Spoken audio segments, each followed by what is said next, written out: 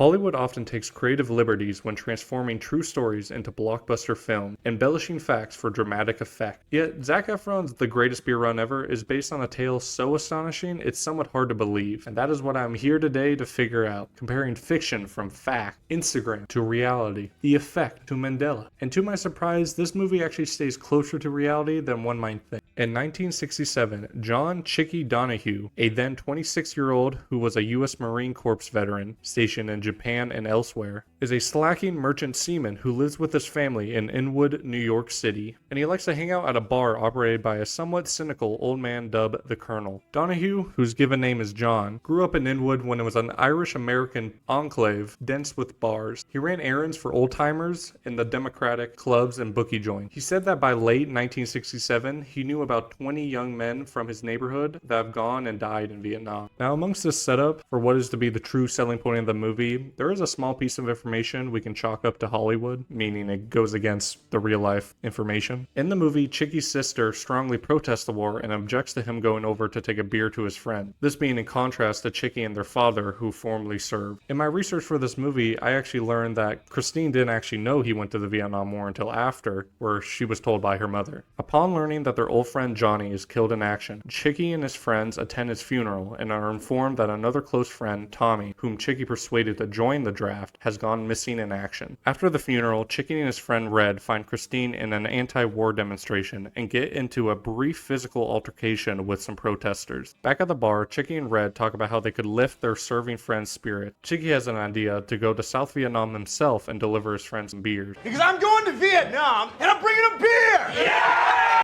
The next day, Chicky appears to backtrack on this, but as Tommy's mother suggests Chicky take her son a set of beads if he finds them, he sets out on the trip against Christine's warning. Chicky signs onto a ship sailing to Saigon with a duffel bag full of Pabst Blue Ribbon cans in search of a military policeman, Tommy Collins. This trip took about 8 weeks for Chicky. Once they docked in the harbor, Donahue got to work finding his friends, using the letters and photos families passed on to him as a guide, especially since he only had 3 days or 72 hours to do it. And just to make it clear the mission, the 4 guys were Tommy Collins, Kevin McLoon, Sergeant Rick Dugan, and Bobby Papis. Now at this point, it somewhat raises the question, did Chicky have some serious doubts that he was going to be able to find his friends in Vietnam? Yes, I thought it would be impossible, Chicky said in a 2022 interview, but I had to try, and if I failed, I failed. And just to add to the pure craziness of trying to get this accomplished, there were roughly 500,000 soldiers and Marines in Vietnam at the time, and Chicky's friends were stationed at all different units across the country. But keeping all this in mind, he had a mission, and he was going to do it. Donahue let low-ranking officers in on his mission, and found them eager to help, while also asking for a cold beer in return. He also wisely kept quiet in front of high-ranking officers. He would say things like, if I told you the truth, you wouldn't believe me, and just overall knew the lingo from his time being a Marine. So it kind of just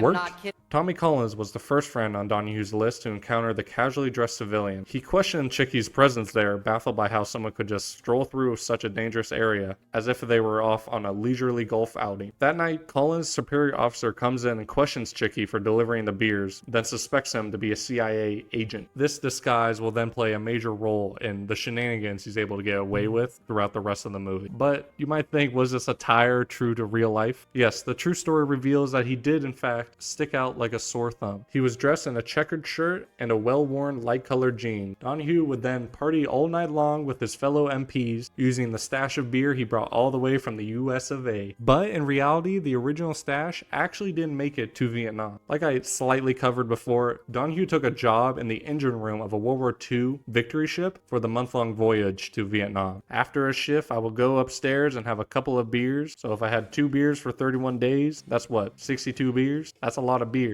But he knew he could go to the enlisted men's club to refurbish the beer once he's there. So I guess no harm, no foul, except this means the beer that he brought over technically was an American, which was like a huge selling point, or at least in the beginning, for him being there and bringing beer. I mean, the journalist also said like, oh, they can get beer here, but he's like, oh, this is US of A beer, you know, nothing like it. But I guess that's Hollywood for you. Chicky and Collins' friends map out a plan for reaching Chicky's other friend. Despite Collins urging Chicky not to put himself at risk in the battlefields and return to his ship. With guidance from a local named Hugh, Chicky stops at the Caravelli Hotel, where he finds American and British reporters opposed to the war. Here, Chicky supposedly meets photojournalist Arthur Coates. They strike up an instant friendship, and Arthur helps Chicky understand the current situation in the war. I mean, like, the real current situation. However, in reality, there's actually no evidence that Arthur ever existed. He doesn't appear in the book, nor is there any record of a war photographer by that name. The explanation for this is Coates is a composition of a lot of people Donahue met, including journalists but also businessmen who sold computers to the Vietnamese government. Like it's seen someone in the movie, not really the businessmen, but Donahue is seen talking to these people at the rooftop bar at the hotel quite often. Using his CIA disguise, he hitches a ride on a military caravan to Bien Ho Air Base, which is flown to LZ Jane, where he searches for Rick Dugan, who is serving in the 1st Cavalry Division. Rick's sergeant radios him to report to the command post, forcing Rick to run in plain sight under enemy fire. When Chicky surprises him, Rick reacts angrily and allows Chicky to join him in a squad on the battlefield as they fire upon the Viet Cong from trenches, which we now know is some bullcrap. Chicky eventually falls back to Rick's original position, which leads to similar conditions for what it took for Dugan to get there in the first place. When enemy troops began firing, Dugan threw Donahue an M79 grenade launcher. When the dust settled, Donahue watched as Dugan and the 2 others on his list popped the cans open and took their first sips of beer in a while. It was also the perfect moment for Donahue to tell Rick that his mom wanted him to attend mass. After parting ways with Dugan in the morning, Chicky is put on a chopper with 2 CIA agents who brutally interrogate and throw out a prisoner. Landing at Kontum Airfield, Chicky requests a ride to Saigon, and one officer explains that he may leave his post to escort Chicky to Pleiku Air Base. When Chicky looks outside, he sees the officer standing by his vehicle as someone is hiding in the backseat to ambush him. Realizing the agents are after him, he runs into the jungle, hiding until the agents give up the chase. Later that night, Donahue is supposedly nearly trampled by elephants running from napalm, but in real life he admits he didn't actually see any elephant. The Viet Cong did use elephants to transport weapons and heavy artillery, and him sitting down on the elephant poo when he was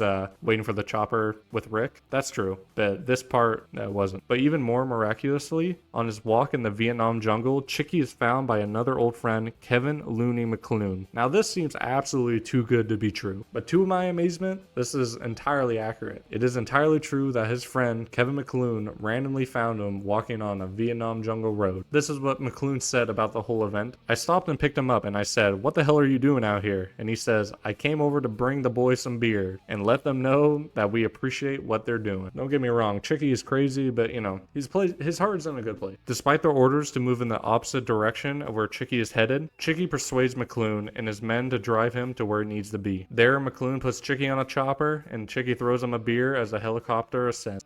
Okay, so back in Saigon, Chicky learns that his ship has nearly left due to warnings of an impending attack and is on the way to the Philippines. Luckily, he meets up with Hugh again, which gives him directions to the U.S. Embassy. He also gives Hugh his address and phone number because he wants to go to Oklahoma and, well, maybe he'll go to New York first and they can meet up. Very wholesome stuff. Very, very. I hope nothing bad happens. At the embassy, a woman helps him book a flight to the Philippines the next day in order to rejoin his ship. He returns to the hotel from the beginning and shows the journalist photos as proof that he really went to LZ Jane because they thought he couldn't do it because he's a civilian and that would be crazy. This then leads in probably the most dangerous experience Chicky has because this is after the 1968 Tet Offensive started, but he still has to track down one last name on his list, which is Bobby. Bobby was stationed at a huge ammunition dump that was attacked by the Viet Cong where they blew up about $8 million worth of ammunition in 8 seconds. As the Viet Cong suddenly invade Saigon in the surprise Tet Offensive, Chicky and photographer Arthur Coates explore the streets, where Chicky sees Hugh killed in the Viet Cong attack on the U.S. Embassy. Chicky also sees an armored car blow a hole in the embassy wall, and then eventually the next morning, Coates photographs the aftermath of the U.S. Embassy attack and witnesses a huge explosion in the distance, meaning the two drive to the scene of the explosion, where Coates explains that the military would rather fake an entry hole in the embassy wall than admit that the attack was an inside job. At the location of the explosion, Chicky looks for and shares a beer with one last wounded friend, Bobby Papis, Papis, who confirms Tommy Montague's death. Chicky then returns home with a changed perspective on the war. When he eventually arrives home, before drinking with his friends, he visits Tommy's mom to give her back the beads that he was to give to Tommy. Chicky then takes responsibility for talking Tommy into enlisting and ultimately his death. But ultimately, Tommy's mom forgives him with a hug. In the park, he sits among the tributes for soldiers and shares his last beer with Christine. The epilogue reveals that Collins, Dugan, McLoon, and Papis all survived the war and returned home safely, while Chicky went on to have a long career with the New York City Sandhoggers Union. Overall, Chicky spent about 4 months in Vietnam, tracking down his 4 friends. Now, as you can see from what I researched, the movie really didn't get that much wrong. I mean, obviously there's a lot of movie magic, and I mean, there's 72 hours you gotta go through and compile it into a, 2-hour movie, however long.